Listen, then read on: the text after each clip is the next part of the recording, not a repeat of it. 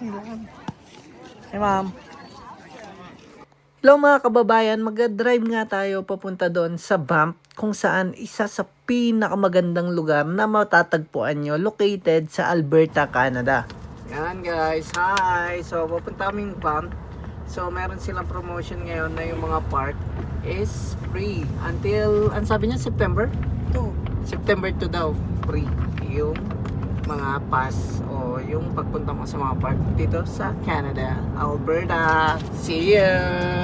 Gusto ko nga lang ipakita sa inyo kung gaano kaganda yung nature dito mula sa snow-capped mountains hanggang sa napakalilinis na lakes na akala mo parang painting sa totoong buhay. At syempre dahil nga free pass yung mga park nila rito, samantalahin natin hanggang September 2 lang to. Tamang-tama nga rin pala yung pagbisita ng mga pinsanan ni Mrs. dahil nga summer at napakaganda nung panahon. Pero bago nga tayo mag-umpisa dun sa tour natin, ay kumain nga muna tayo ng pananghalian dahil medyo gutom na nga rin kami.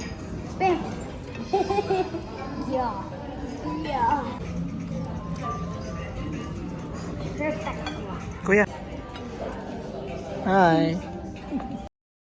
Una nga naming pinasyalan ay itong Bow Falls kung saan nasa paanan lang siya nung Silver Dragon na restaurant na kinainan namin.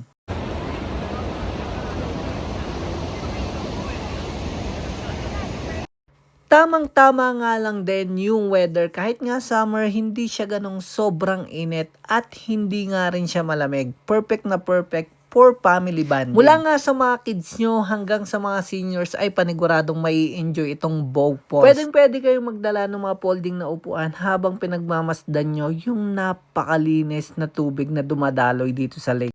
Kung hindi naman ay pwede kayong maupo dun sa mga batuhan habang nagtatampisaw o naglalaro yung mga chikiting nyo. Pe. Hello. Hi. Rain. Ay, ano tayo? Ganda. Hi. Pagkatapos nga namin sa Bow Falls ay nag-drive na kami papunta ng Lake Louise.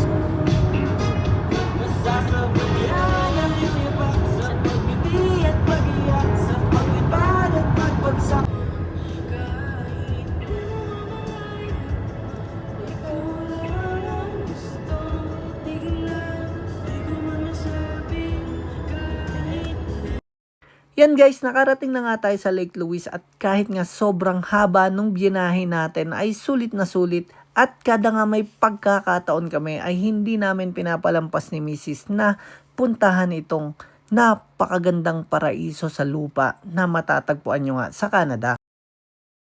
Hey ma'am.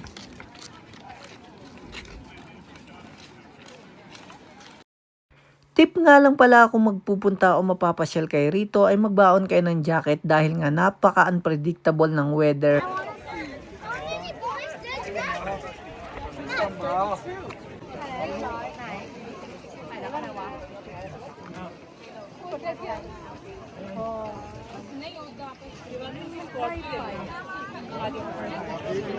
Kayaking nga pala yung number 1 activity dito sa Lake Louise tuwing summer. Pero tuwing winter, siguraduhin yung dala-dala nyo yung mga pang ice skate nyo dahil nga nagyayelo tong lawa na to sa mga panahon na yon.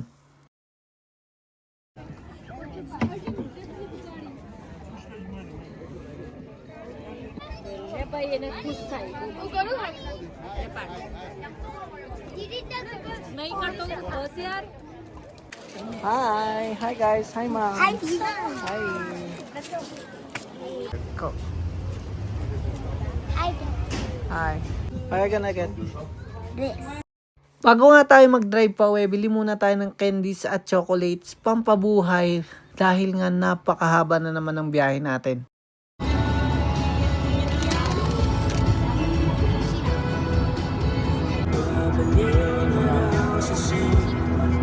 Alay?